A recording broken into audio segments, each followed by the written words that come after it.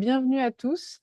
Aujourd'hui, le PEX a la chance d'organiser ce webinaire grâce à la DRIEAT qui a eu cette magnifique idée et cette volonté de nous faire monter en compétences sur la CSRD auprès des éco-activités, avec cette idée que justement, il va y avoir enfin, vous êtes tous au courant parce qu'on en parle beaucoup quand même, euh, il va y avoir des challenges à relever et les PME ont cette possibilité de mettre en place des choses. Donc, on va, pour ce faire, pour bien comprendre le sujet, on a aujourd'hui avec nous Marc Dufaux, qui est le qui est directeur de projet économie verte à la DRIEAT. La DRIEAT, c'est le ministère, c'est un service de la préfecture d'Île-de-France, mais en gros, c'est la partie ministère de la transition écologique décentralisée en région. Donc, il représente la DRIEAT en Île-de-France. Christophe Drozo, qui est le directeur de la société Viozim, qui est un expert, ils vont se présenter tous, hein. Un expert en transformation des organisations avec une double compétence finance durable, euh, normes comptables écologiques. Je crois que je vais un peu mélanger les termes, mais il va vous expliquer tout ça. Et Tu Tien Gluck, qui est la directrice de la RSE d'HSBC, et Tiffaine Bocquet, qui est chef de projet au sein du PEX, qui est aussi spécialisée sur les sujets notamment de finance. Donc voilà, on a les bonnes personnes autour de la table aujourd'hui. Euh, pour démarrer, donc je vais vous introduire, je vais expliquer ce qu'est le PEC si vous ne le connaissez pas, mais a priori, je pense qu'autour de la table, vous êtes plutôt des gens qui connaissaient notre structure. Ensuite, Marc présentera une étude qui a été réalisée au sein de de la DRIAT Île-de-France spécifiquement sur la CSRD. Donc, Christophe Drozo va expliquer comment mettre un système adapté à sa PME et expliquer ce qu'est-ce que la norme volontaire. Et Tuitienne va nous présenter le retour d'expérience d'HSBC, puisqu'ils ont pas mal de clients qui leur évoquent justement la CSRD. Donc voilà. Et ben, je vais d'abord vous commencer par vous demander, mais qui êtes-vous? Christophe, est-ce que tu peux te présenter? Alors, oui. Bonjour, excusez-moi du retard, je viens juste de prendre en cours. Je suis Christophe Esnard, responsable RSE et conduite du changement à l'Opco Santé. Voilà. Bonjour Christophe. Excusez-moi Euh, pour le retard, je saute de réunion en réunion ce matin. il n'y a pas de souci, c'était pour Christophe Pas de Drozo souci. à qui je demandais de se présenter, mais c'est parfait, c'est magnifique. Merci beaucoup. J'en fais. Bienvenue Christophe. Christophe Drozo avec un seul Z.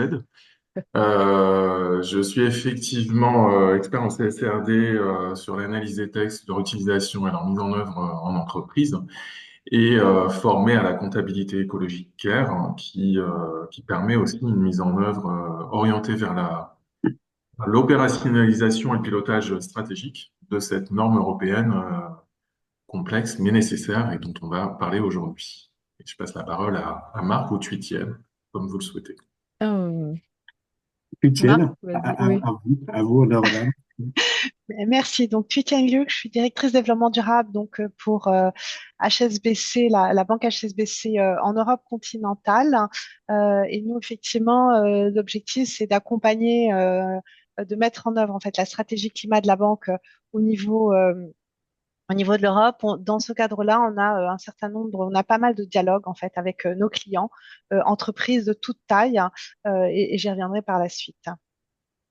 Et donc, Atlas but not least, Marc, est-ce que tu veux te présenter Oui, merci Sophie. Bonjour à toutes et tous. Donc, Marc Dufaux, je suis directeur de projet économie verte à la DRIEAT, comme Sophie l'a indiqué. Il s'agit de la direction régionale et interdépartementale de l'environnement, de l'aménagement et des transports. Donc, service déconcentré, effectivement, du ministère de la Transition écologique en Île-de-France.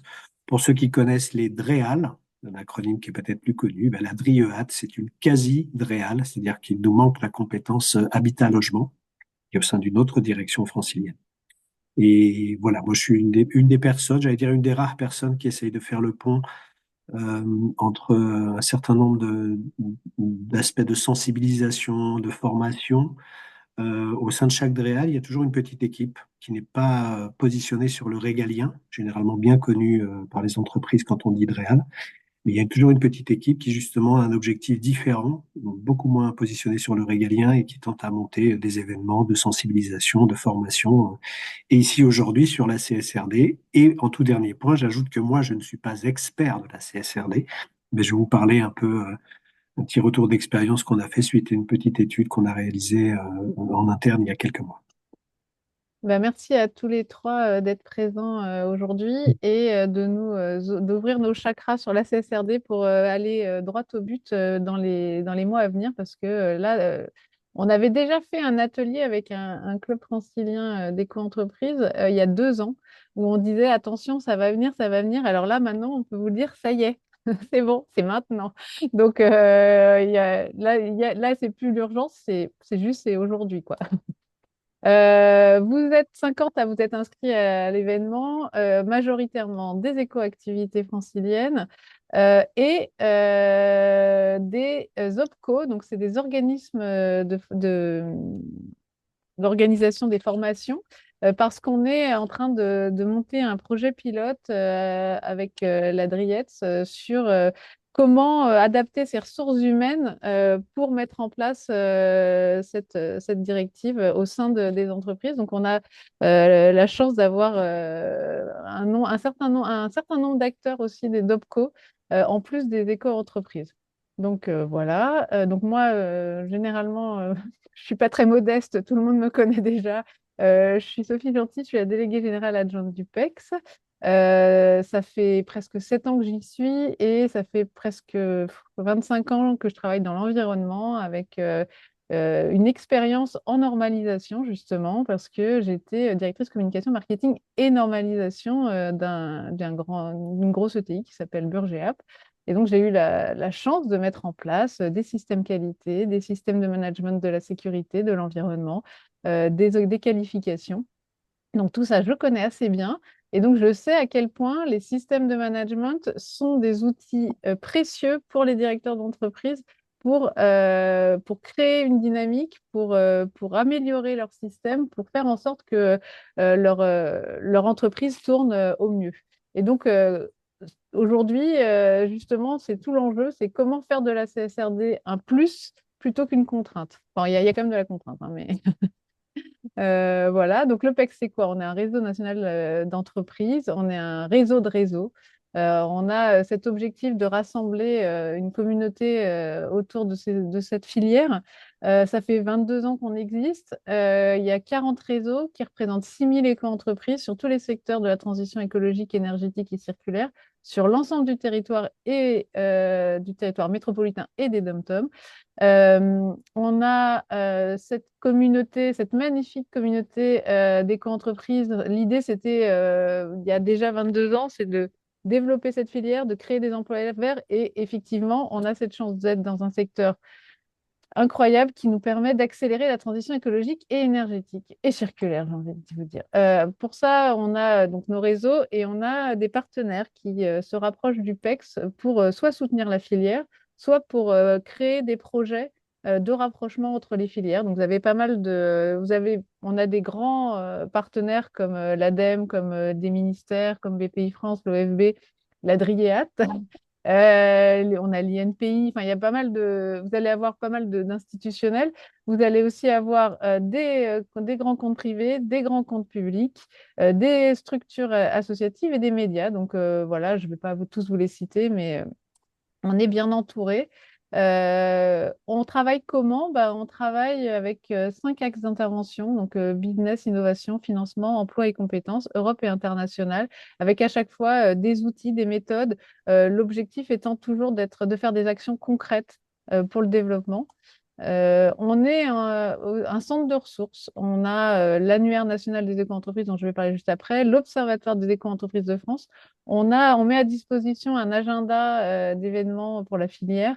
On a évidemment nos actualités, des études, des formations, on forme nos réseaux et nos partenaires. On a des dispositifs, on publie les dispositifs de soutien au développement de la filière. Et on a, pour les entreprises qui cherchent à se développer financièrement, un annuaire d'investisseurs qui sont spécialisés justement dans l'investissement des éco-entreprises. Si vous n'êtes pas encore référencé, sachez que l'annuaire national des éco-entreprises existe, il est en français et en anglais, ça fait un an qu'il a été lancé, qu'il y a 730 entreprises référencées et que, en 2024, sachant que l'année n'est pas finie, on est à 46 000 vues, sachant que ça fait déjà 15 jours que je mets le même chiffre, donc on doit être à pas mal plus maintenant. Voilà. Et puis moi, c'est fini. Donc, je donne la parole à Marc. Et Marc, donc si tu veux, tu me dis si je passe les slides pour toi ou si tu fais. Ah, on t'entend pas. Excuse-moi. Ouais, je veux bien que tu gardes la main, Sophie, ce sera Ouais, peut-être plus avec fluide. plaisir. Bien, merci toutes et tous d'être présents. Merci OPEX, bien entendu. Je me proposais de faire un peu une présentation, ne connaissant pas forcément le degré de maturité des personnes présentes et des structures présentes sur la CSRD. Je voulais rapidement brosser quelques généralités au sujet du contexte réglementaire de la CSRD. Et la deuxième partie de mon topo sera plus axée sur donc un peu un retour de quelques acteurs qu'on a pu interroger à travers une étude qu'on a réalisée à la DRIEAD. Je vous en dirai également quelques mots en fin de présentation. Voilà, revenir sur quelques généralités sur la CSRD. Donc, vous savez que c'est une forme de continuité en fait. Hein. C'est pas une nouveauté. Il y a beaucoup de nouveautés bien sûr dans le cadre de la CSRD. Mais il faut quand même avoir à tête que voilà, il y avait une précédente directive qui portait déjà sur tout ce qui était reporting extra-financier. Bon, tout cela vient effectivement on peut appréhender la CSRD d'une certaine façon d'une volonté un peu par l'Union européenne de crédibiliser le marché des investissements dits durables, les investisseurs devant disposer d'informations robustes sur l'impact des entreprises en matière de développement durable. Donc, l'une des transpositions de la directive précédente NFRD, qui était la DPEF, bien connue des entreprises, la déclaration de performance extra-financière. Donc, ça posait à l'époque le premier cadre de référence pour les démarches de RSE des entreprises françaises. Et ça permettait à la DPEF, elle permettait justement à ces entreprises de mieux répondre aux attentes des parties prenantes et en particulier celles des investisseurs. Mais ce qu'il faut avoir bien en tête, c'est que pourquoi la CSRD, c'est que la Commission européenne a considéré que la DPEF était d'une certaine façon assez insuffisante parce qu'elle n'imposait pas vraiment d'indicateurs précis et pas vraiment de format non plus de publication de données et qui finalement rendait difficile la comparaison des entreprises entre elles à l'échelle européenne. Donc voilà, depuis le 1er janvier 2024, la CSRD, donc c'est une directive qui établit de nouvelles normes et des obligations de reporting extra-financier pour les entreprises. Tout cela s'inscrivant dans un certain nombre de dispositions sur lesquelles je ne reviens pas, mais en particulier le pacte vert européen qui a été, je crois, révisé tout à fait dernièrement. Donc là, il s'agit, quand on parle de CSRD, ce qu'il faut garder en tête, c'est qu'on a une nouvelle directive qui est assez exigeante et qui vient remplacer, étoffer, élargir, harmoniser la DPEF et en élargissant le champ des entreprises concernées. Donc il y a des changements assez majeurs hein, quand même par rapport à ce qui précédait, pardon. Il y a un vrai élargissement du périmètre d'application. Il y a 5 fois plus d'entreprises européennes qui sont concernées par la directive. Euh, En termes de normes de déclaration d'information en matière de durabilité, ben voilà, ces normes, elles incluent des données quantitatives et qualitatives. Il y a une notion aussi de plan de transition sur chaque thématique proposée par les FRAG étant European Financial Reporting Group, qui a donc publié un projet enfin, qui est depuis longtemps un projet de normes SRS, tout secteur, et qui est actuellement, je crois, Christophe affirmera ou confirmera, mais est en train un peu d'être en phase de consultation, y compris pour des normes sectorielles. Euh, très concrètement, il y a aussi une volonté d'uniformiser les informations par un format digital qui est imposé. Hein. Le rapport de durabilité, il doit être publié, il sera publié dans un format électronique, entreprise par entreprise, unique de niveau européen, avec un certain nombre de balises, des tags qui seront insérés dans le reporting de durabilité. Ce qu'il faut avoir en tête aussi, c'est qu'il y aura une vérification par l'intermédiaire d'audit qui sera plus approfondie, et qui se fera par un commissaire aux comptes ou un OTI, un organisme tiers indépendant. Et enfin, un reporting, et ça, j'irai très très vite parce que Christophe va aborder cette approche qui peut paraître conceptuelle, mais qui est pour nous le véritable socle en fait l'application de la directive CSRD, qui est le principe de double matérialité. Très court, c'est la matérialité financière d'une part, les impacts positifs et négatifs des enjeux de durabilité sur les performances financières de l'entreprise, mais aussi en sens inverse, la matérialité d'impact qui consiste à prendre en compte les impacts positifs et négatifs de l'entreprise sur son environnement, soit économique, naturel, social. Donc ça va bien dans les deux sens. Alors, la slide d'après, si tu veux bien, Sophie. Voilà, donc là, très rapidement, les objectifs un peu macro de la CSRD, c'est d'améliorer la transparence de l'impact des activités des entreprises sur l'environnement. Je viens d'en parler au travers d'un des pans de l'analyse de double matérialité. Donc, on parle bien de transparence, on ne parle pas de performance, on est bien d'accord là-dessus. Il s'agit, comme je l'ai dit, d'harmoniser le reporting extra-financier des entreprises au niveau européen de façon à les rendre plus comparables, de façon très très très large, favoriser, si possible, une économie durable à travers cet instrument, et puis de démontrer, et notamment par l'élaboration de plans de transition qui peuvent succéder à des rapports de durabilité, une évolution positive d'année en année. La diapo d'après, Sophie, s'il te plaît. Voilà, donc ça c'est une petite frise chronologique un peu à date qui vous met en lumière la chronologie des événements. Donc sachez que depuis le 1er janvier 2024, évidemment, les grandes entreprises sont déjà soumises à la directive CSRD, les PME cotées. Et ce qui est intéressant quand même, c'est que même si un certain nombre de PME non cotées ne sont pas à date soumises à l'application de la directive CSRD, elle constitue, notamment en France, vous savez, l'essentiel quand même des entreprises en nombre. Si on en croit les chiffres de l'INSEE, c'est près de 99% des entreprises françaises qui sont des PME, des TPE, et qui réalisent à peu près près d'un tiers du chiffre d'affaires total des entreprises françaises. Donc, elles sont a priori, je dis bien a priori, non concernées, mais on va voir très rapidement qu'il vaut mieux qu'elles le soient et qu'elles anticipent en fait l'application de cette directive. Alors, la slide d'après, si tu veux bien. Merci. Donc,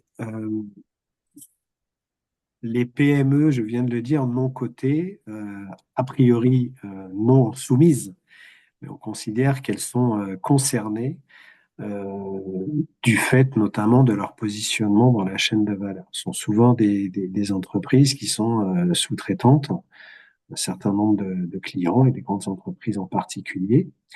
Et, et on a tendance à croire et à dire et à affirmer de notre côté que du fait de cette position qu'elles occupent dans la chaîne de valeur d'une grande entreprise ou d'une PME cotée par ailleurs, c'est-à-dire d'entreprises qui sont d'ores et déjà soumises à l'application de la directive, eh bien, il vaut mieux qu'elles anticipent, comme je viens de vous le dire. Donc, on conseille à ces entreprises d'anticiper, notamment pour collecter des informations de durabilité, et parce qu'elles risquent effectivement d'être l'objet de demandes effectuées par leurs clients sur ce type d'informations. Donc, très rapidement, on arrive à des notions d'indicateurs, de points d'indicateurs. Il vaut mieux qu'elles puissent anticiper, lorsque c'est possible, bien sûr, pouvoir les identifier pour savoir où elles se trouvent, de sorte qu'elles puissent, notamment dans une logique d'anticipation de la cotation qui pourrait effectivement leur incomber dans les années à venir. Donc, sachez qu'effectivement, je passerai rapidement dessus aussi parce que Christophe, après moi, va bien détailler cela. Il y a une norme volontaire de la CSRD qui est, pour résumer, qui pourrait être plus allégée, en fait, qui va être plus flexible aussi dans l'appréhension, qui va permettre à certaines entreprises non soumises à la directive d'appréhender et d'anticiper encore une fois, l'application et la recherche notamment d'indicateurs pour ce faire. Euh, voilà pour les. Alors, c'est le schéma que vous avez sous les yeux. Donc, on a essayé de réaliser ça. Je ne sais pas si c'est bien visible. On sera peut-être amené à reformuler ça, mais c'est simplement pour insister. Mais vous le savez déjà, c'est votre quotidien pour les entreprises qui sont là aujourd'hui. Il y a le fonctionnement interne. Dans votre fonctionnement interne, il y a tout votre écosystème, c'est-à-dire vos clients, vos intrants, vos consommateurs, la sphère financière. Et comme je l'ai dit précédemment, la sphère financière est importante puisque elle va aussi être en demande d'un certain nombre d'indicateurs, et notamment pour ce qui est de pouvoir appréhender le fonctionnement durable d'une entreprise pour pouvoir flécher des financements dessus. Euh, voilà, ce schéma essaye de résumer, de distinguer surtout ce qui relève d'ores et déjà des obligations des grandes entreprises et des PME cotées et des PME et TPE non encore comptées, mais et pour lesquelles il y a encore une fois une norme volontaire dont elles peuvent se servir pour anticiper effectivement la réponse qu'elles auraient à donner demain. Alors, très rapidement, voilà, donc ça c'est un peu un résumé, je pense qu'on peut passer dessus. Voilà, et ça je voulais juste vous dire un petit mot avant de commencer, c'est la deuxième partie un peu de mon topo. On s'est saisi un peu de ce sujet CSRD, y compris en Île-de-France. Vous avez compris que moi, je travaille plutôt à l'échelle francilienne. On sait bien que la CSRD, bon, bah, c'est un dispositif européen. Il y a pas mal de sujets qui sont discutés en administration centrale sur ce sujet, en particulier à la DG Trésor, à la DGE, aussi à la Direction générale des entreprises, qui a mis en place un portail RSE, qui sont en train d'implémenter d'un certain nombre de dispositions de la CSRD. Et puis de notre côté aussi, au Commissariat général au développement durable, on a des collègues qui travaillent de façon plus fine qu'on ne le fait. Nous, notre travail, c'est de voir de quelle manière on se saisit de ce sujet-là pour tenter d'accompagner justement les PME, notamment les PME non cotées, à anticiper à travers la norme volontaire. Donc, on a fait une petite étude qui est très humble. Je vous disais qu'on n'était pas experts, nous, de la CSRD. En revanche, quand on fait des études, on va au-devant d'un certain nombre d'acteurs pour mieux appréhender le sujet surtout, mais surtout d'essayer d'identifier s'il y a des soucis, des besoins convergents, voire des solutions existantes que certains acteurs ne connaissent pas encore. Donc, on a fait une étude assez courte, sur 4 mois, où on est allé, et comment on bâtit nos études, on va au-devant d'un certain nombre d'acteurs, on capitalise de l'information, on identifie s'il y a des besoins convergents et on essaye de réfléchir à notre échelle s'il peut y avoir des solutions à mettre en œuvre pour pouvoir répondre aux besoins qui sont exprimés pendant nos interventions. Donc, je ne vais pas vous citer tous les acteurs, mais en 4 mois assez courts, vous imaginez bien, on a rencontré des acteurs institutionnels comme l'ADEME, la Haute Autorité de l'Audit, la Direction générale des entreprises, du GAP. On a eu la chance d'avoir 2 fédérations professionnelles qui nous ont ouvert un peu leur créneau. Donc, il y a la Fédération des entreprises de propreté, il y a l'UNICEM aussi. On a été voir aussi, on a eu la chance d'avoir parmi des grands groupes Ariane Group, Sanofi et la SNCF. Et puis, pour ce qui est plutôt du volet PME, on a eu la chance d'avoir la CPME et le CJD, et puis évidemment les acteurs aussi de l'accompagnement comme Greenscope, Ernst Young, par exemple. On est allé voir aussi la BPI.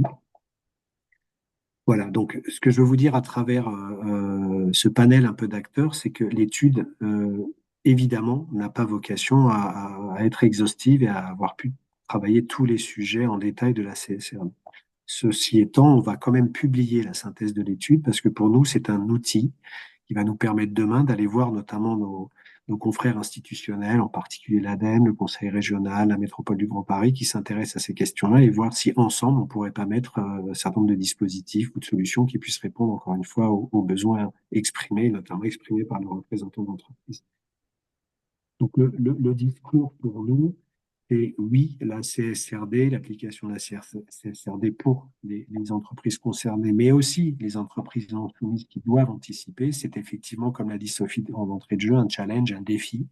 Et il vaut mieux, effectivement, qu'elles prennent le train en marche, vous l'aurez bien compris, pour des tas de raisons. C'est-à-dire que là, j'ai mis quelques bullet points qui masquent un petit peu des choses un petit peu plus précises. Quand on met renforcer une culture de responsabilité, en fait, c'est qu'on peut considérer que la CSRD, c'est un vrai outil de pilotage interne pour améliorer effectivement bon, certes dans un exercice de transparence, mais si de façon induite, il peut y avoir aussi une culture de la performance sur les indicateurs sociaux et environnementaux, je pense que ça peut être un peu le sens des plans de transition qui sont demandés.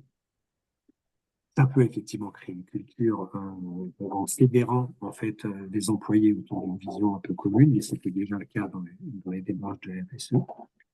L'amélioration de la compétitivité de l'entreprise, c'est assez classiquement pouvoir se démarquer d'un certain nombre de compétiteurs, donc disposer d'un avantage concurrentiel. C'est probablement, ça touche quand même au modèle comptable et au modèle d'affaires, hein, cette histoire de CSRD. Donc, c'est en assurer d'une certaine façon là, une forme de résilience, notamment des modèles d'affaires. Caché derrière l'amélioration de l'image de marque et de la réputation de l'entreprise, il y a évidemment le pan de la valorisation, hein, des activités à impact positif, social, environnemental, donc dans un processus, si possible, d'amélioration continue. Donc, voilà, cranter au fur et à mesure. Mais c'est aussi ce qui est important et ce qui n'est pas forcément, je pense, bien identifié, c'est aussi l'amélioration de l'attractivité au sein de l'entreprise. C'est favoriser les nouveaux talents. Vous savez, le PEX travaille beaucoup là-dessus, notamment sur le volet RH. Bon, on est face à des générations qui demandent de plus en plus de sens à leur activité, à leur métier de demain. Et on pense qu'effectivement, dans la CSRD, quand il s'agira de valoriser, ben, il y aura des points d'appui justement pour peut-être rendre plus attractifs les métiers, les activités proposées par l'entreprise en question. Et anticiper la cotation parce que on peut imaginer, alors voilà, moi je suis pas Madame Soleil, mais on peut imaginer que pour les PME qui se destinent à être cotées, ben, elles peuvent d'ores et déjà préparer leur reporting pour le jour où elles seront soumises à la directive. Voilà. Est-ce que je passe à la suivante là, de slide? Oui. Ouais, tu peux passer à la suivante. J'ai bientôt terminé, ne t'inquiète pas. Je suis pas inquiète. Alors, voilà, alors ce que je voulais quand même vous dire, effectivement, je ne sais pas, oui, avant de passer à cette slide-là, c'est il y a quand même, et c'est ça le sens de notre petite étude qu'on va, qu'on va publier, c'est qu'il y a évidemment un certain nombre de freins. Euh, Entre ce qu'on a un peu pointé nous et avec encore une fois toute la limite qu'il se doit, hein. Mais aussi, sachez que la Direction générale des entreprises a fait une expérimentation, un peu test auprès d'une grosse dizaine d'entreprises, voilà, jugées comme représentatives. Euh, il y a quand même quelques remontées en fait. C'est-à-dire que les PME, quand on dit les PME non encore soumises et qui pourraient effectivement s'appuyer sur la norme volontaire, dont Christophe parlera tout à l'heure. Voilà, il faut quand même anticiper on a des niveaux de connaissances et des niveaux de maturité sur ces questions qui est extrêmement variable. J'étais hier dans le cadre d'un groupe de travail qui portait sur le sujet CSRD. Il y avait un patron je disais à Sophie en off tout à l'heure, il y avait un patron d'une TPE, 10 personnes, qui fait pas mal de réemploi sur des matériels de déconstruction de bâtiments, etc. Donc, qui est à fond, qui est très pushy, effectivement, sur le discours. Il faut anticiper. C'est une opportunité pour nous d'anticiper la CSRD si elle nous tombe dessus.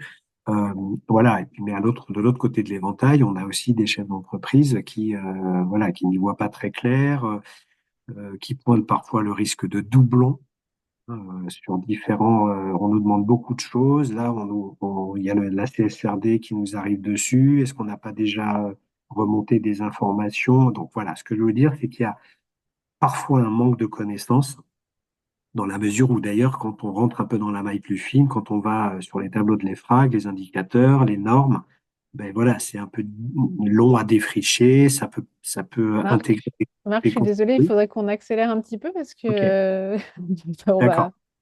Voilà. Ce que je veux vous dire, c'est que, il y a plusieurs freins. Il y a du manque de connaissances. Il peut y avoir de la complexité de langage. Inévitablement, il y a un coût humain et financier significatif à prendre en compte, pardon. Donc, toutes ces remontées-là, nous, on va essayer de voir de quelle manière on peut, à notre échelle, certainement pas tout seul, mais notamment avec, je ne sais pas s'il y a un représentant de l'ADEME aujourd'hui, mais sachez que l'ADEME Île-de-France réfléchit aussi à ces questions-là et on va essayer de voir de quelle manière on peut trouver des mécanismes ou des solutions pour tenter de répondre à ces formes de complexité qui sont vécues par les entreprises.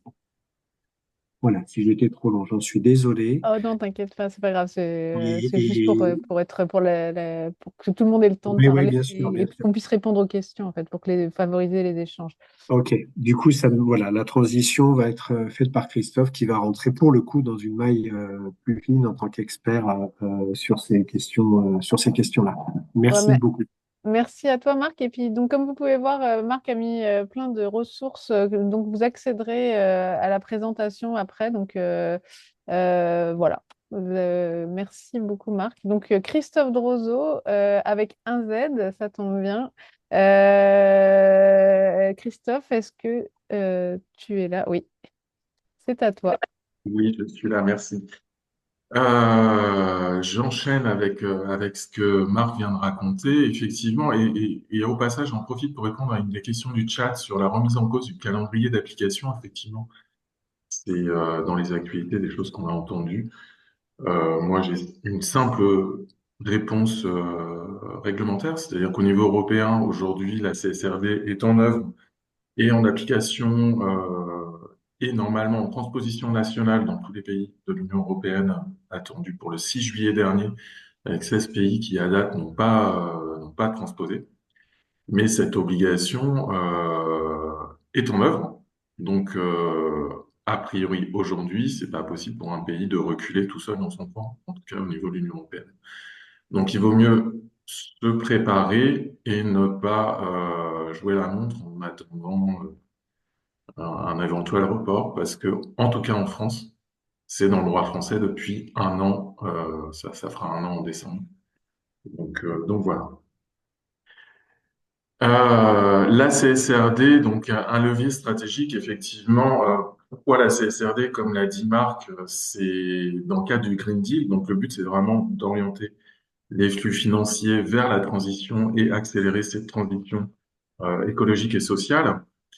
Et dans ce cadre-là, l'élargissement de l'assiette, c'est une opportunité. C'est pour qu'il y ait plus d'entreprises, justement, qui puissent avoir accès à des financements importants de transformation de modèles d'affaires, de contribution à la société et de remise en état ou de restauration des écosystèmes, d'atténuation du risque climatique et des enjeux sociaux. Donc c'est vraiment l'opportunité d'avoir plus de participants et un accès de ces participants à des financements européens et des financements des épargnants simplement à travers l'épargne.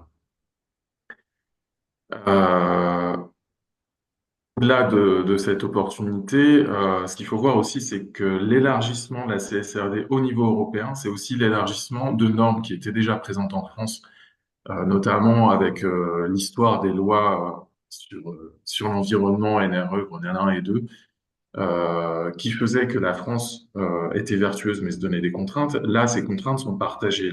La plupart des obligations qui s'étendent au niveau européen via la CSRD, c'est des obligations qui, quelque part, étaient déjà présentes dans le droit français. Donc cette harmonisation, c'est aussi l'opportunité de passer à un marché où tout le monde a les mêmes règles du jeu. Alors le vrai cœur du réacteur dans cette analyse de la CSRD, ce qu'il faut comprendre, c'est ce qu'on appelle l'analyse de double matérialité. On peut la voir en briques qui sont finalement assez simples. La première, c'est l'analyse des risques et opportunités, que j'ai appelé classique ici, mais c'est simplement l'identification des dépendances. Et ça, c'est de la gestion des risques classiques en entreprise. Quels sont mes risques et opportunités? Quelles sont les dépendances aux évolutions des différents marchés, dépendances économiques, mais aussi dépendances aux enjeux environnementaux et sociaux.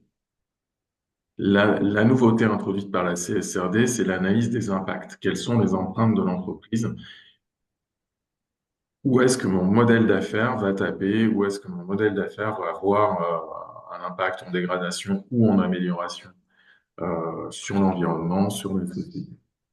Donc, cette analyse de double matérialité, elle va introduire via ces empreintes des nouvelles redevabilités ou responsabilités pour l'entreprise. L'intérêt de la CSRD, c'est qu'à travers les différentes normes SRS, euh, c'est qu'on a comme une grille d'analyse à suivre et qui va permettre de pouvoir se repérer justement dans une liste d'enjeux déjà prédéfinie. Donc ces normes, on va voir ici euh, donc, l'analyse de matérialité, je commence par ça, désolé. Donc la matérialité financière, c'est ce qu'on appelle la gestion des risques classiques, hein. La CSRD nous donne des grilles de mesure. Pour les risques comme pour les opportunités, on va se baser sur la probabilité d'occurrence de ces risques ou de probabilité de mise en œuvre de ces opportunités avec les effets financiers en termes d'ampleur.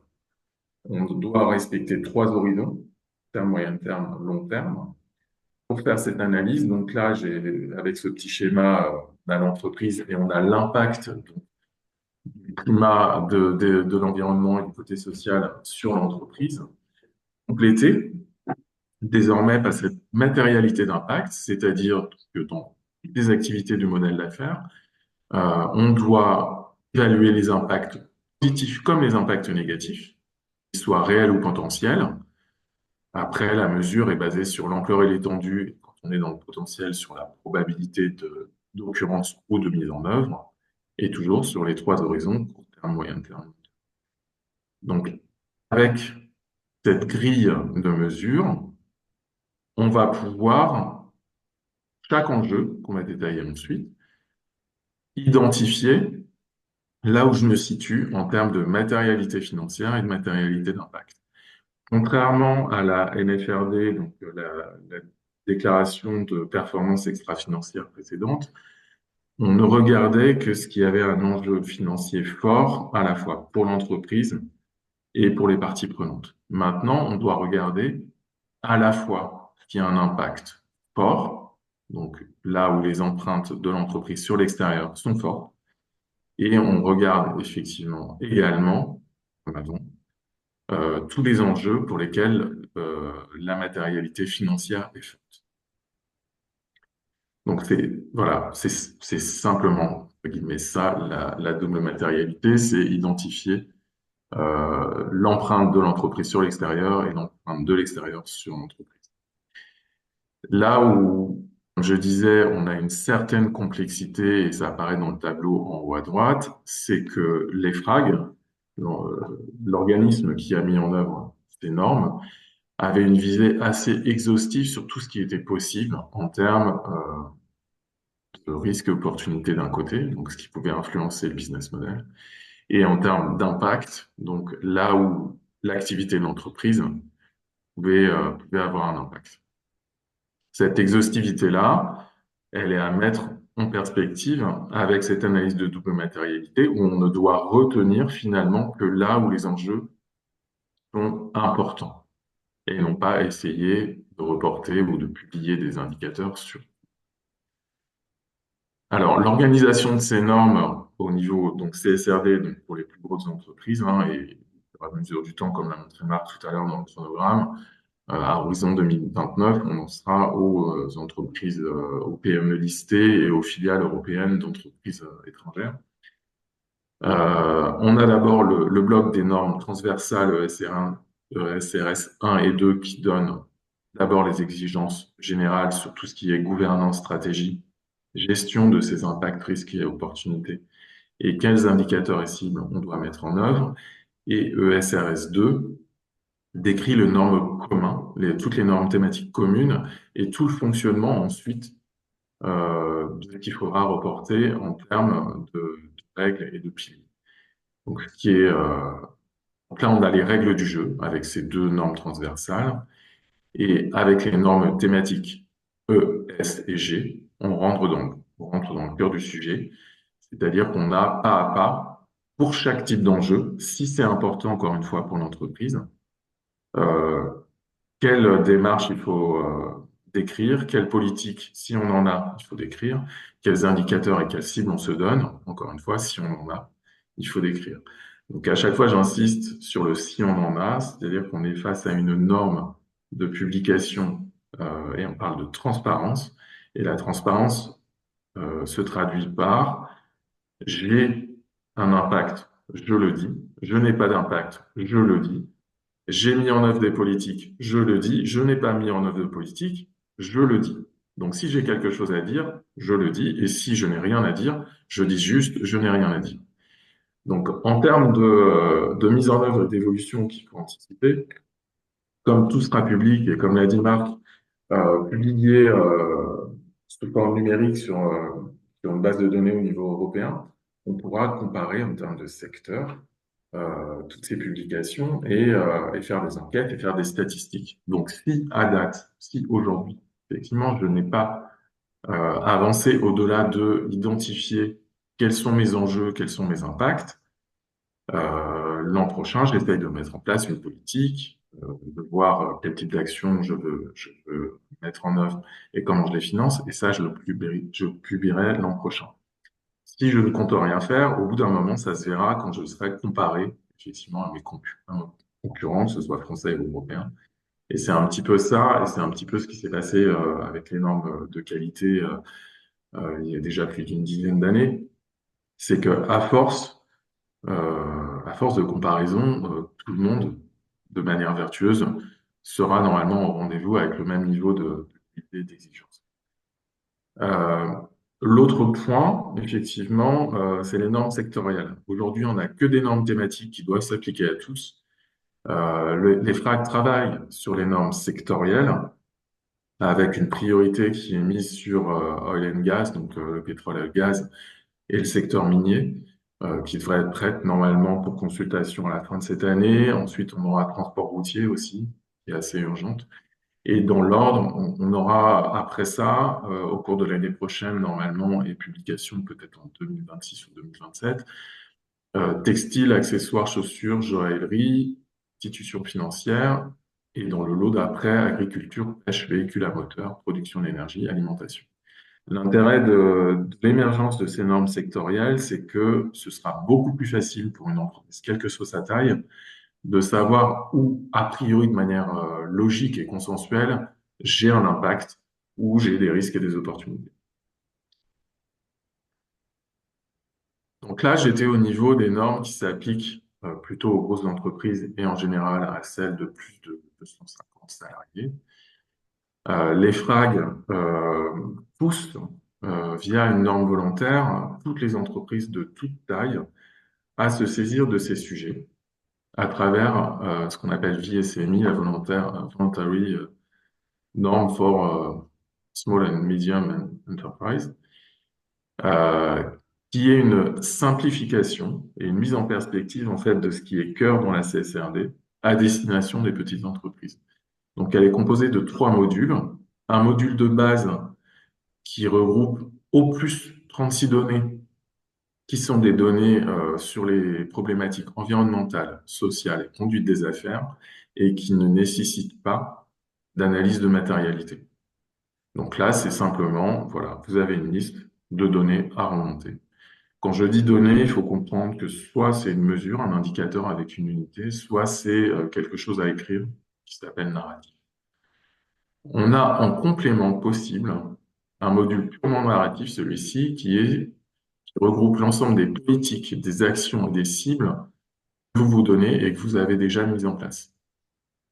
Donc ça, c'est des éléments de stratégie et de modèle d'affaires qui émanent de l'analyse de double matérialité et qui viennent compléter le module de base qui représente à peu près 20 données supplémentaires.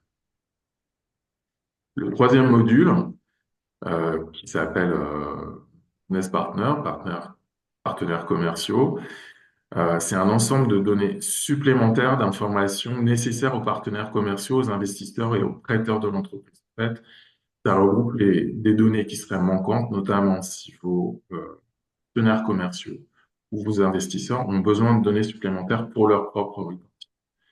c'est 18 données supplémentaires en plus. Et ce qui est demandé, c'est si vous allez dans cette voie de la déclaration volontaire, il y a 4 niveaux possibles de déclaration. Soit on en reste à la pièce de base du puzzle, c'est-à-dire au niveau basique, et vous dites je reporte sur le basique, et ce sera tout. Soit vous combinez basique plus le module politique action cible, soit basique plus le business partner, soit vous faites un truc complet, donc qui est issu de l'analyse de double matérialité, et vous avez ce reporting simplifié qui vous permet effectivement de fournir, et ça c'est l'avantage principal, de fournir les données qui peuvent vous être demandées aujourd'hui, d'une part par des investisseurs potentiels ou par des banques, d'autre part par des clients qui ont besoin de données à remonter. Mais en fait, si vous faites, et c'est aussi la promesse de l'EFRAG, si vous faites ce reporting volontaire une fois, et l'EFRAG, une fois que la norme, donc aujourd'hui, elle est encore en consultation, quand elle sera publiée en définitif, l'EFRAG et l'ANC, notamment, enfin supportées par l'ANC, ont pour objectif de mettre en œuvre une interface sur un site web pour la saisie de toutes ces données. Le rapport sort automatiquement et ces données seront disponibles. Donc, vous ne serez plus normalement sollicité par des clients ou par des investisseurs parce que les données qui seront couvertes par cette norme seront directement disponibles et publiques. Voilà la promesse. Alors, quelle stratégie de reporting adaptée à la taille de votre entreprise? On avait, ça c'est les grosses normes de la CSRD, avec ESRS2 là, qui vient détailler comment on a les bases de déclaration de la stratégie, la gestion des impacts, risques, opportunités et les indicateurs cibles à remonter. Mais en fait, dans la partie normes volontaires, on retrouve les points principaux. Les indicateurs et les cibles, les indicateurs, on les publie dans la partie du module basique.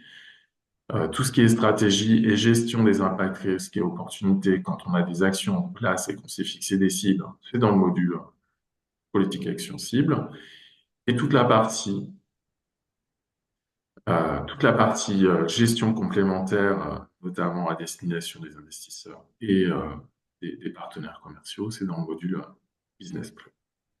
Donc tout est en place a priori pour que à partir du gros pilotage ESRS2, même au niveau des petites entreprises qui se mettent à la norme volontaire, tout est possible pour que vous puissiez avoir le meilleur moyen de reporter en transparence vos impacts et vos enjeux de durabilité, et aussi comment vous allez vous saisir de ce reporting pour accéder au marché financier. Donc ça, c'est la partie la partie SFDR et benchmark, c'est la partie, le volet financier du Green Deal.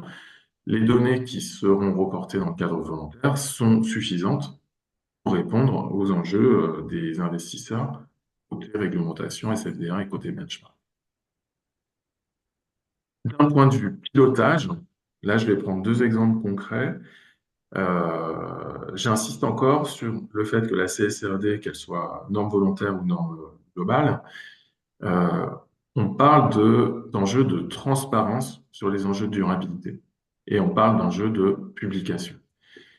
À travers ces enjeux de publication et de l'ensemble des métriques qui peuvent être demandées ou qui peuvent être nécessaires de publier, certaines de ces métriques sont extrêmement utiles pour du pilotage stratégique. C'est les exemples que je vais donner maintenant. Le pilotage stratégique à mettre en œuvre, c'est une fois que j'ai identifié que j'ai un enjeu, que ce soit un risque, que ce soit une opportunité ou que ce soit un impact que mon modèle d'affaires a sur l'environnement ou sur les enjeux sociaux ou de gouvernance, comment je m'en saisis pour faire du pilotage long terme, comment je m'en saisis pour transformer éventuellement mon modèle d'affaires ou en tout cas l'adapter pour qu'à terme, ce risque soit maîtrisé, cet impact soit maîtrisé ou réduit ou effacé ou transformé en impact positif. Et quels sont les outils que j'ai à ma disposition pour faire les arbitrages corrects pour que je ne privilégie pas un impact, notamment la réduction, la décarbonation, au détriment des enjeux sociaux de fermeture de centres, ce qu'on peut entendre aujourd'hui dans l'actualité, par exemple. Le premier exemple que je vais prendre, c'est ESRS, alors E1.4, donc en décodant, c'est simplement le réchauffement climatique.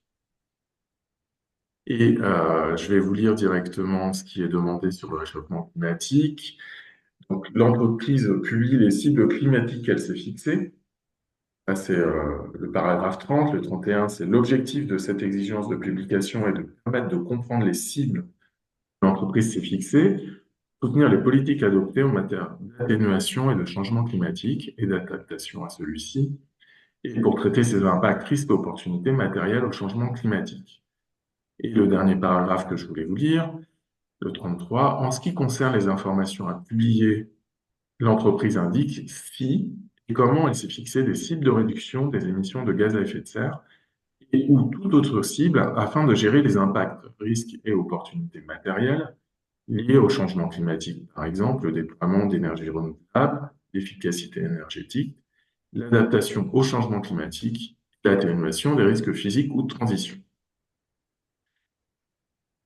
Une fois qu'on a lu tout ça, on a une quinzaine d'indicateurs métriques qui sont à publier sur des cibles avec des portées qui sont extrêmement hétérogènes. On a des réductions d'émissions en valeur absolue, en valeur relative, par scope, 1, 2, 3, etc.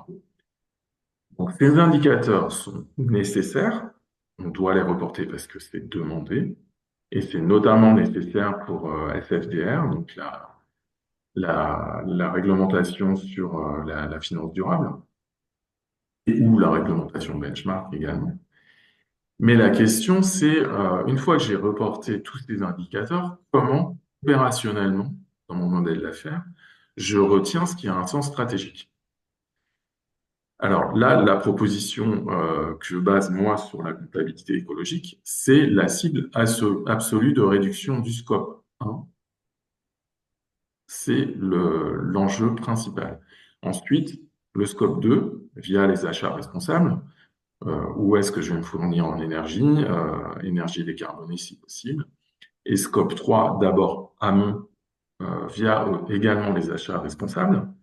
Et le scope 3 aval, en jouant sur l'efficacité carbone, l'intensité carbone des produits ou des services que je vais vendre.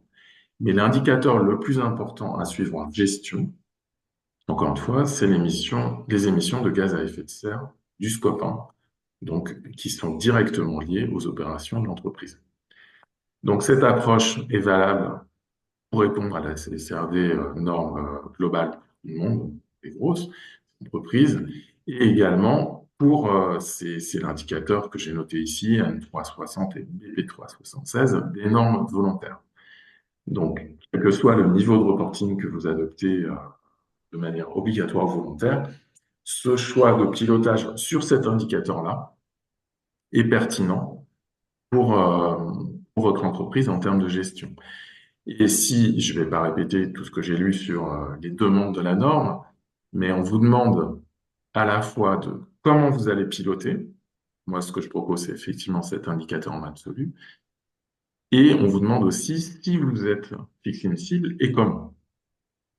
Et pour ma proposition, la cible de réduction en valeur absolue, pour respecter les accords de Paris, c'est de se fixer effectivement un objectif qui est basé sur soit la stratégie nationale bas carbone ou SBTI, et qui soit une cible, encore une fois, en absolu. C'est la seule à même d'éviter les effets rebonds. Si vous êtes en cible relative, c'est-à-dire baisser de 30% ou d'augmenter ou de baisser l'intensité carbone simplement pour le scope 1, si vous augmentez votre production, vous allez augmenter vos émissions.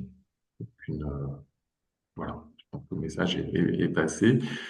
Je vais prendre comme deuxième exemple la pollution des sols. Donc là, on est sur la norme thématique E2, pollution.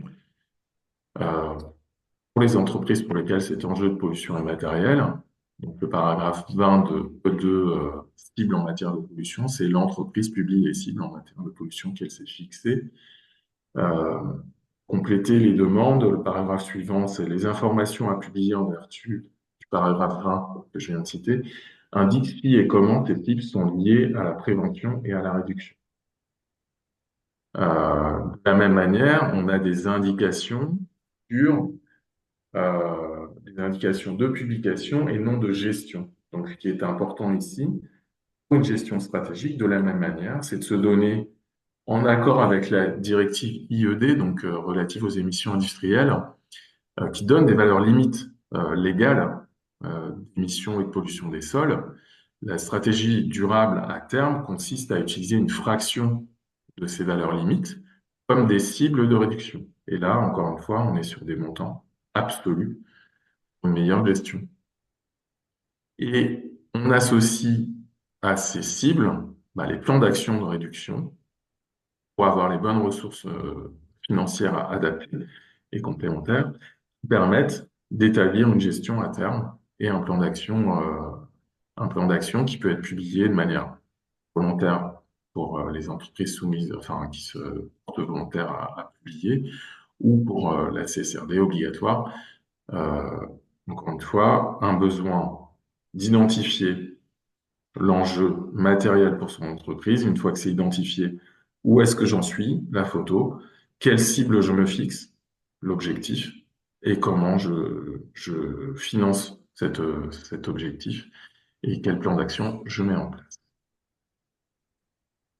Je vous propose de m'arrêter là et de passer la parole à Tuitienne.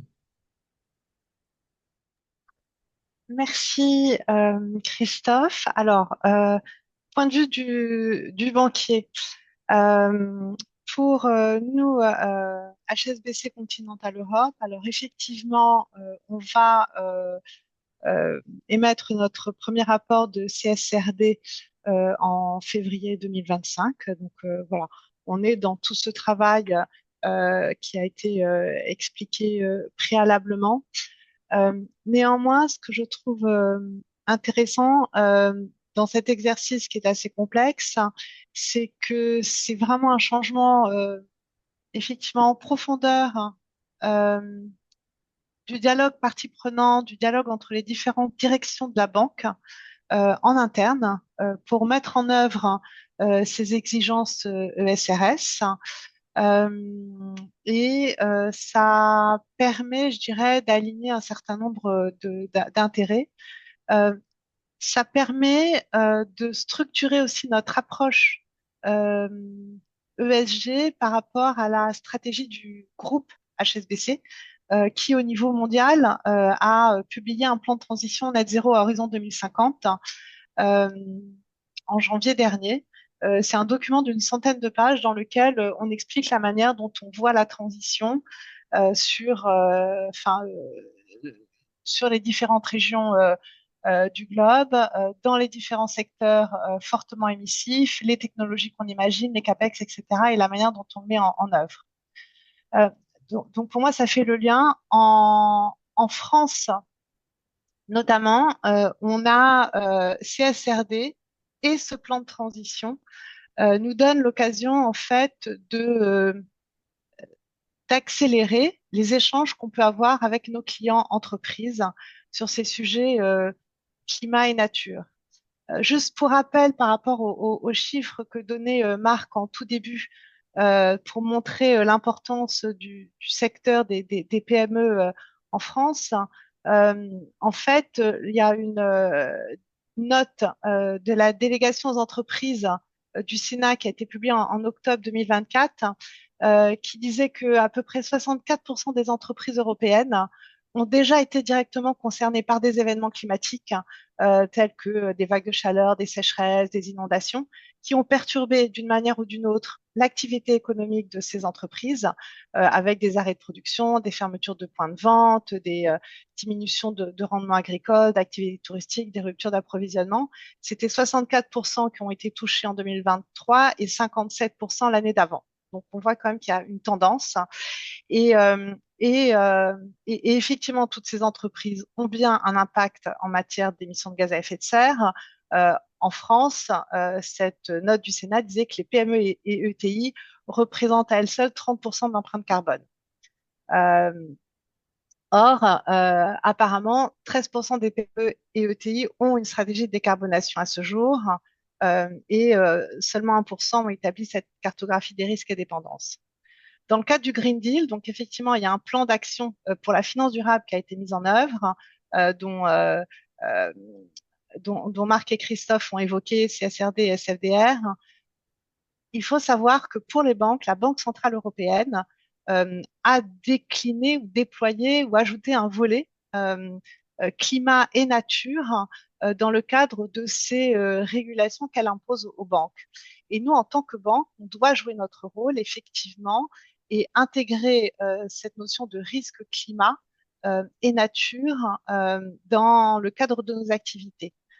Notre empreinte carbone, quand je disais qu'on s'est engagé net zéro à horizon 2050, c'est effectivement tous les financements et tous les investissements qu'on peut accorder à nos clients. Concernant les entreprises, ça veut dire que de plus en plus, quand on va accorder euh, des financements et des prêts, on doit comprendre quelle est la trajectoire climat de nos clients, s'ils ont des objectifs ambitieux, s'ils ont un plan d'action, s'ils ont des CAPEX qui soutiennent ce plan d'action, s'ils ont une analyse, on va dire, suffisante des risques physiques auxquels les différentes infrastructures, actifs de l'entreprise sont soumis, etc. Et donc,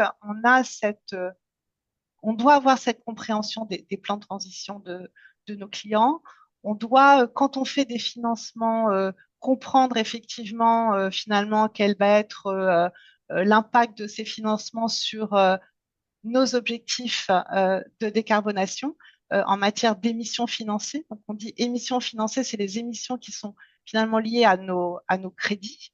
On s'est fixé pour des secteurs fortement émissifs des objectifs de réduction à horizon 2030.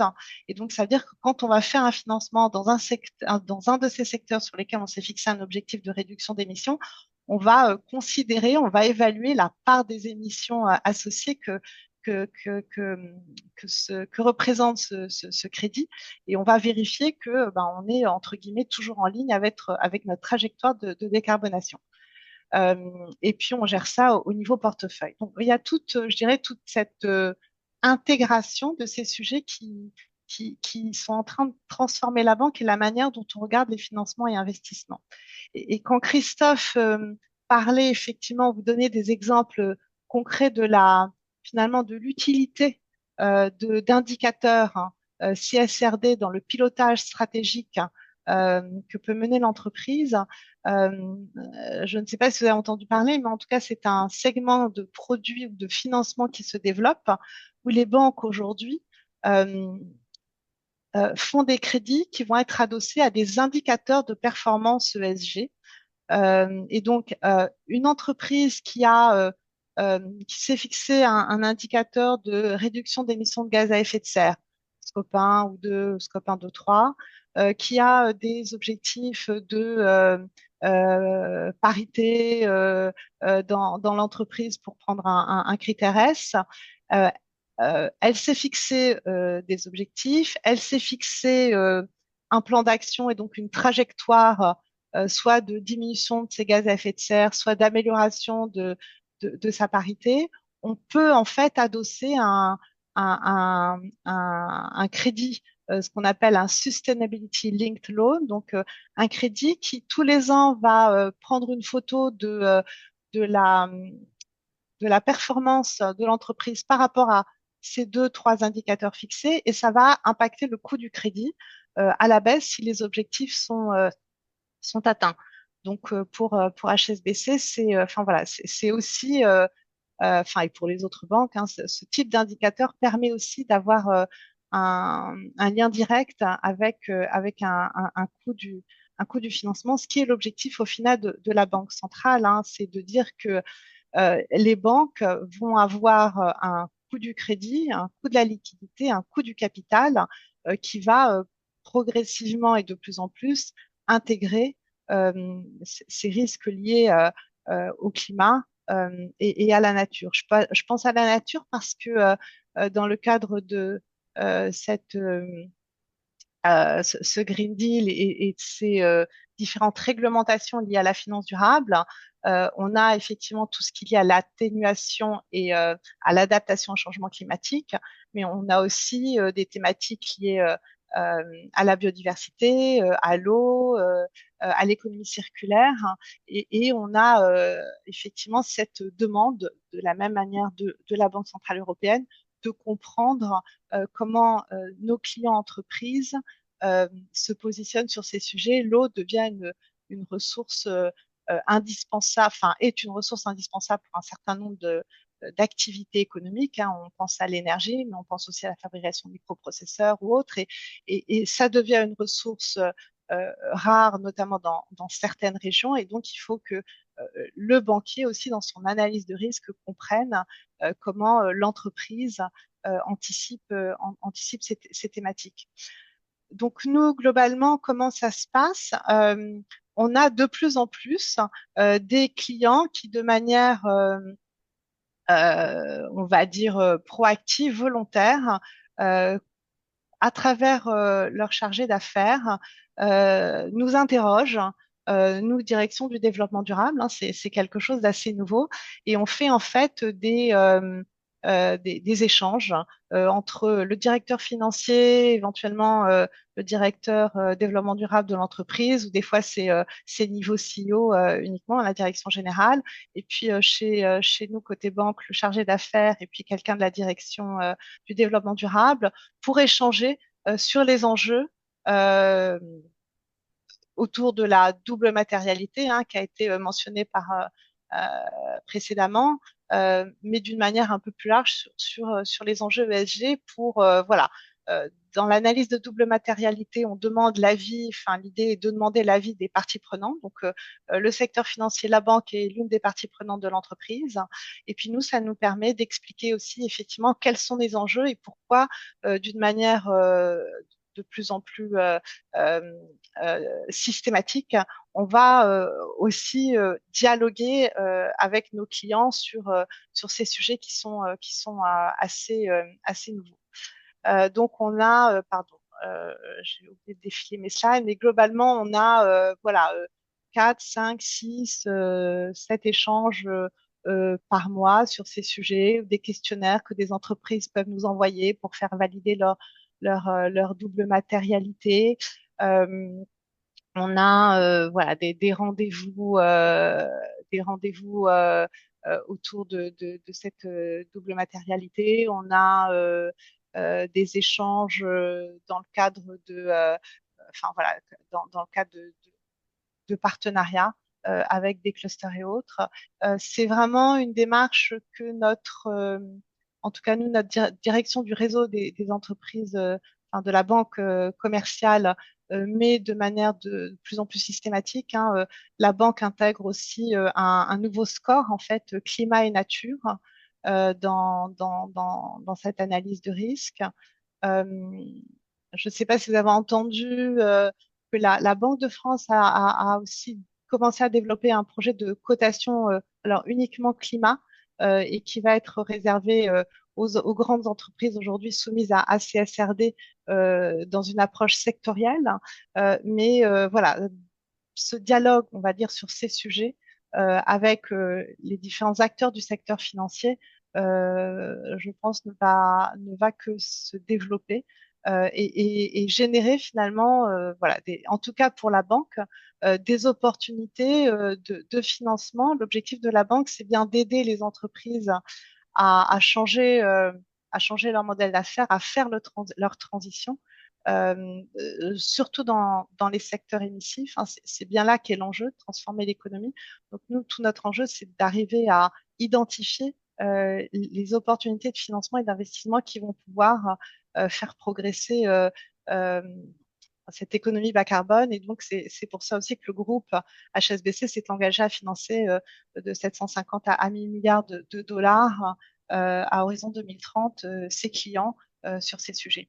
Donc, cette CSRD, elle est structurante et elle nous permet de déployer aussi, je dirais, dans un échange d'alignement d'intérêts, ce dialogue sur ces thématiques. Je crois que j'ai Euh, peut-être dépassé mon plan de parole. oui, Oui, un voilà. Alors, petit j'ai peu, partagé voilà, un petit avec peu. vous. Ça, c'était Columbus, parce que bon, je vois que Christophe avait effectivement, j'ai expliqué comment il peut accompagner. Voilà, c'est des exemples. En fait, on essaie de faciliter aussi la vie de nos clients. On a développé un certain nombre de partenariats avec différents experts, que ce soit des Ecovadis, Cetifinance, donc différents services qui peuvent aider les entreprises à mettre en place une stratégie ESG. Et notamment, il y a aussi donc pour nous Greenomy, mais un certain nombre de plateformes qui peuvent vous simplifier la vie pour mettre en œuvre CSRD euh, en capturant en fait en capturant les données et après en facilitant la mise en œuvre de ce reporting. Donc voilà, c'est ce que je voulais partager avec vous. Eh ben, merci beaucoup, Tuitienne. Et alors, il nous reste, on est bien, on est dans les temps. Il nous reste 15 minutes pour les questions-réponses. Ce que je vous propose, c'est on fasse ça. Vous allez ouvrir vos micros, mes trois intervenants. Alors, Anvisa, je n'ai pas bien compris la question. Donc, s'il y a un Christophe ou quelqu'un qui a compris la question, je veux bien. Ou sinon, si vous pouvez allumer votre micro, la personne d'Anvisa, pour qu'elle réexplique un tout petit peu ce que j'ai pas, moi, j'ai pas compris. Puis moi aussi, j'ai des questions.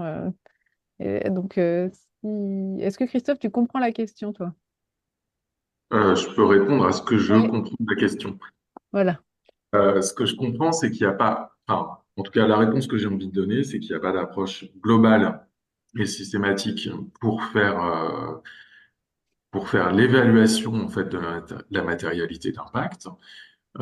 Et c'est pour ça d'ailleurs que l'analyse de matérialité, la norme, les normes hein, volontaires ou non volontaires de la CSRD parle beaucoup, mais elle n'est pas décrite parce qu'elle est vraiment très très spécifique au secteur d'activité et aux entreprises et notamment à la localisation des entreprises.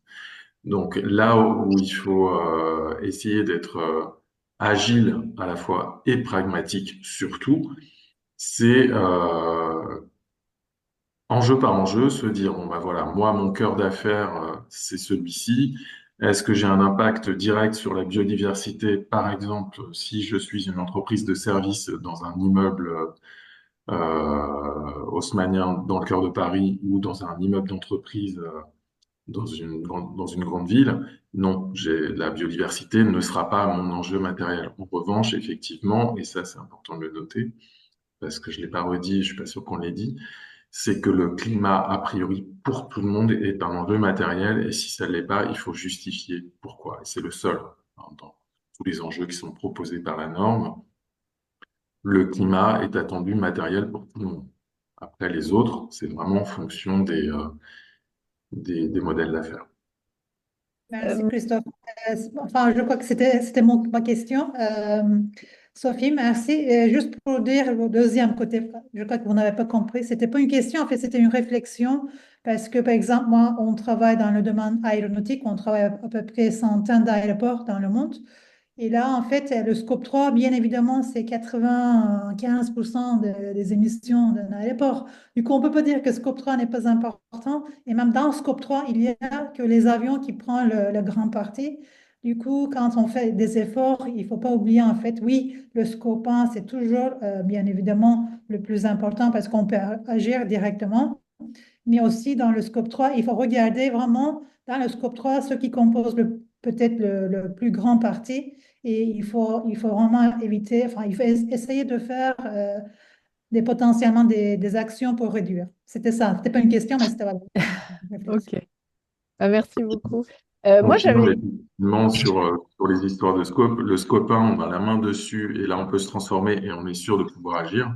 Le scope 3, c'est une dépendance en réalité. Quand on fait un produit ou un service qui va être utilisé, déjà, la première question, c'est est-ce qu'il va être utilisé et comment?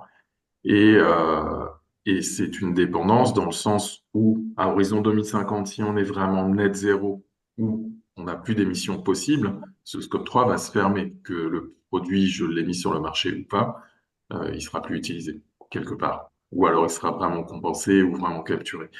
Mais il faut le voir effectivement comme il faut améliorer l'efficacité sur le scope 3, mais il faut agir réellement sur ces émissions sur le scope 1. Moi, j'avais plusieurs questions aussi. Quand tu vas déclarer toutes tes données, c'est quand même des informations qui sont à la limite de l'hyper-confidentialité quand même. En termes de données, enfin, que tu diffuses comme ça de manière publique, c'est pas un peu dangereux pour les entreprises? Non, c'est prévu en fait. Alors, ce qu'il faut voir, c'est que déjà dans la NFRD, les rapports, enfin les rapports de déclaration de performance extra-financière sont publics, hein, ils sont sur les sites de chacune des entreprises qui publient aujourd'hui, enfin, qui publiaient jusqu'à aujourd'hui. Dans la norme, il est prévu effectivement tout un paragraphe qui dit si cette information est confidentielle, vous expliquez que c'est confidentiel et pour quelle raison, compétitivité, modèle voilà, très nouveau ou confidentiel pour d'autres raisons, ça peut être défense ou quoi que ce soit. Et dans ce cas-là, on ne publie pas. D'accord. C'est prévu. Et alors après, bon, j'ai l'impression excusez-moi, tous les participants, n'hésitez pas à poser vos questions parce que je voudrais pas monopoliser, mais euh, pour avoir déjà mis en place des systèmes de management, moi, ce que j'en comprends quand même, c'est que globalement, une entreprise qui a déjà un système en place, il définit des chiffres, des données, il répond effectivement, la norme a l'air assez bien fichue, donc ça va être plutôt simple à mettre en place. Il déclare, mais finalement, le truc qui est un poil compliqué, si je peux me permettre, c'est le versus avec le DAF, en fait. C'est la partie vraiment comptable. Parce que bon, quand on a un bilan carbone, on doit déjà aller toquer à la porte du comptable. Mais c'est en gros, c'est comment on va réussir à faire venir les financiers de nos entreprises dans un système, on va dire, vertueux, quoi. C'est ça? Je me trompe ou Non, non, au contraire, c'est effectivement l'un des enjeux de transformation pour les entreprises, c'est déjà de faire parler le comptable et le responsable de la RSE, au responsable durabilité, au responsable du HSE. Enfin, c'est pour ça que c'est un enjeu qui est stratégique, qui doit être pris en charge par le niveau direction générale, de pouvoir être certain qu'à l'issue de l'exercice, l'état financier classique annuel euh, est bien cadré avec l'état de durabilité qui, lui, est tout nouveau, parce que c'est les mêmes périodes, tout doit être connecté. Donc, si ils ne se parlent pas, et si dans l'organisation du projet, ce n'est pas prévu en amont, ça ne fonctionnera pas en aval. ouais, Donc, c'est ça. c'est Et, un changement d'organisation. et ce Et de que je dis, c'est que c'est effectivement transformationnel en le sens que nous, on le voit chez nos clients autour de nous et même chez nous en interne. On voit effectivement ce rapprochement direction RSE, direction financière ou CEO parce que CSRD impose en fait finalement ce rapprochement et ce dialogue. Le pilotage de CSRD est souvent maintenant à la main de la direction financière, ce qui n'était pas forcément le cas de la DPEF, qui était peut-être davantage à la main de la direction du développement durable, hein, de la direction RSE. Mais effectivement, la formalisation enfin, de cette CSRD, de tous ces points, etc., fait que ça arrive à la direction financière. Et puis au-delà de ça, par exemple, cette définition des enjeux stratégiques de la DMA et autres, enfin, quand même pour les grandes entreprises, arrive en validation au comité exécutif, voire au board de l'entreprise, enfin au conseil d'administration, et tout ça fait que ça remonte au niveau le plus stratégique. Et donc, il y a des dialogues qui se font qui n'existaient pas forcément de manière aussi poussée auparavant. Ouais. Ouais, Et peut-être, Sophie, en complément. Tout à l'heure, Christophe a fait une sorte d'analogie, je crois, avec les systèmes d'assurance qualité, là, d'il y a déjà quelques années, qui imposait déjà hein, ce dialogue interne entre différents types de directions, sans quoi ça marchait pas, et au-delà de ça, effectivement, une application effective de la direction générale. Je vous renvoie quand même, parce que j'ai entendu parler hier dans le cercle que j'évoquais, Il y a Tenaxia, donc, qui réfléchit beaucoup là sur ces questions de CSRD, hein, entreprise connue du PEX, euh, qui a fait une étude en fait qui est téléchargeable sur leur site web, qui voilà, qui résulte d'une audition d'environ d'une enquête, pardon, auprès de 400 entreprises, PME et ETI, et qui effectivement pointe ce qui vient d'être dit, c'est-à-dire que la partie DAF et DRH sont plus impliqués qu'avant sur les questions de RSE et maintenant sur les questions de CSRD, et que ce qui semble, selon cette étude-là, pêcher un petit peu, c'est plus l'implication au sein des entreprises auditionnées, des directions achats. Ce qui peut être un peu paradoxal parce que on parle quand même beaucoup de supply chain, hein, CSRD, on l'a dit, sous-traitance, etc. Christophe a parlé d'achat responsable. Et en fait, bon, selon cette étude, à vérifier, hein, bien entendu, mais en tous les cas, c'est un point d'éclairage assez intéressant de voir l'évolution et l'implication d'un certain de direction fonctionnelle au sein d'entreprises et ce qui semblerait plus en mesure sur d'autres directions. Je vais essayer Est-ce de que vous je... trouver le Pardon. lien de cette étude, si je le trouve à temps, et je vous le mets dans le chat. Et ce que je voulais, enfin, j'ai un souvenir il y a quelques mois d'avoir été contactée en fait par le directeur général d'une entreprise dans le secteur de la chimie qui n'était pas, qui n'allait pas être dans le scope de CSRD d'ici 2 ans. Hein, c'était vraiment, enfin voilà, ils étaient en dehors du scope. Néanmoins, et c'était intéressant parce qu'il disait, vous êtes mon premier appel double matérialité de ma série. Je voudrais effectivement travailler sur CSRD parce que mes fournisseurs sont tous dans le scope de CSRD. Euh, mes clients sont aussi des grandes entreprises dans le scope de CSRD. Donc moi, au milieu, je suis à moins de 100 salariés, mais voilà, il faut que je me positionne, il faut que je fasse, il faut que j'ai cette approche parce que ça va être une demande. Enfin, je suis dans la chaîne de valeur enfin voilà, euh, de cette thématique et donc voilà pourquoi je vous appelle. Donc c'était, enfin voilà, je trouvais ça vraiment éclairant avec, enfin à sa mesure, mais